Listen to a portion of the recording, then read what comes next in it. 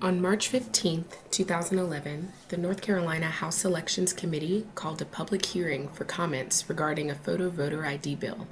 The bill, House Bill 351, was filed the previous Friday and is the subject of much controversy in North Carolina. Some say a voter ID law will disadvantage several groups, including students.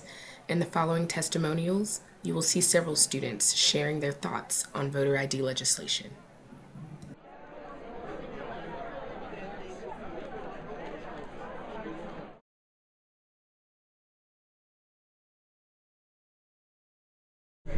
When I voted for the first time, I was 18 years old. I registered by filling out a simple form providing my name, some background information, and my address. I casted my ballot in the 2008 election by filling out a simple form after verbally verifying my identity. Voter ID wants to take that same process that has been working for years and complicate it. If you recall the time before the Voting Rights Act of 1965, the voting process was complicated, difficult, unjust, discriminative, just to name a few. And not to mention, the process itself will now become costly, difficult, time-consuming, and cumbersome.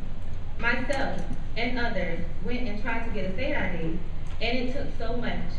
It took having to have your ID, your social security card, which I do not have at the moment, and which would take 2 weeks just to get back to me. This process is something that shouldn't have to take place after being able to simply vote by just filling out a form. And not to mention that it will affect over 80,000 students who just attend private schools and universities in the state of North Carolina. That's not even naming the elderly and others who it will adversely affect. Furthermore, we are reversing the work that activists did in the past to ensure a hassle-free, poll-tax-free voter process. When you decide what to do about this bill, remember the 80,000 plus students that I just mentioned who attend private colleges and universities. Most of them are from out of state. We are the people who will be adversely affected. And so I say to you, voter ID equals disenfranchisement. Thank you.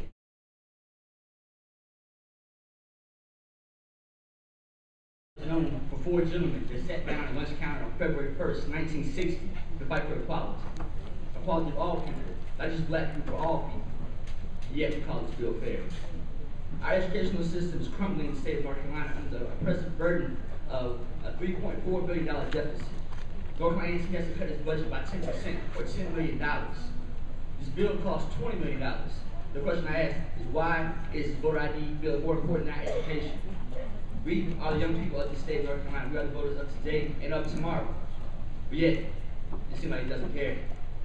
This bill costs millions of dollars that can be spent on our education to help us secure our future. But yet, our question I ask is still why. We talk about how the young people are our future, and not only is our education in jeopardy, but our voting rights are in jeopardy. This voter ID bill disenfranchises us as college students. But I'm gonna make this really brief and really short. We, the young people, are the voters of today and of tomorrow. Our lives are inextricably bound to yours. Thank you.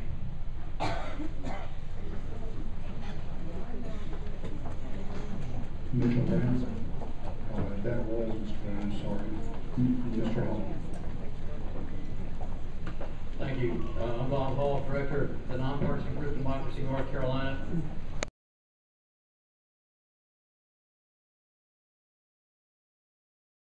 My name is Austin Gilmore, and I'm a sophomore at UNC Chapel Hill in Cary, North Carolina. I'm going to start off today with a simple motto that I feel like summarizes this situation pretty well. If it ain't broke, don't fix it. I know, as with all of you, that higher education is an investment. It's investment not just for us as students, but for us as citizens. Improving the quality of our schools may not benefit us immediately, but will put us in a position for long-term success. By putting money in the bank now, we ensure that we'll be able to make withdrawals in the future in the form of young professionals and entrepreneurs that will go on to create jobs and better our economy. However, at a time when our upcoming state budget shortfall is projected to be $3.7 billion, the General Assembly wants to throw $18 million at a non-issue. As a public school student, I'm worried about the fact that the NCGOP is willing to cut more and more deeply into services that I and my fellow students use in order to fill a budget shortfall that they're piling onto. Just a couple weeks ago, no less than 60 degree programs across the UNC system were cut. Something here just is not adding up. What I will say is that I would hope that the Republican majority in our state government would listen to the facts. Any measure that restricts the youth vote is inherently flawed, and I know that everybody here has the best interests of North Carolina at heart. The best way to achieve this is by functioning democracy that encompasses all sectors of the electorate. And for my friends over here, I would like to remind you that this includes out-of-state students who have a right to vote in North Carolina with ease and without hassle. I urge the North Carolina General Assembly not to abridge my vote, not to mortgage my education, but most of all, I want you to remember this: if it ain't broke, don't fix it. Thank you.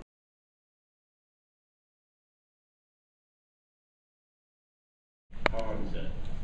Therefore, we went to all these extra cards. It's already in the precinct. It will cost less money. My second thing is this. We have one side arguing about their rights. We have another side arguing about protecting everyone's rights. But we're all saying the same thing. What you all are missing is that with this constant bickering, you're actually hindering the college students. This issue that is going on right now, it should not hurt us. And it should not hurt me in the future as well. That's one thing that I'm not understanding. So the budget, it shouldn't cost that much if it's done correctly. If all these things are done at the correct precincts, it should not cost that much. Second, if this is really about protecting our rights, then make amendments to this bill so that others who are less fortunate or others who are out of state, that these things can be changed so that it can affect everyone in a positive way instead of negative. That's all I have to say. Thank you. Thank you, Mr. Madison.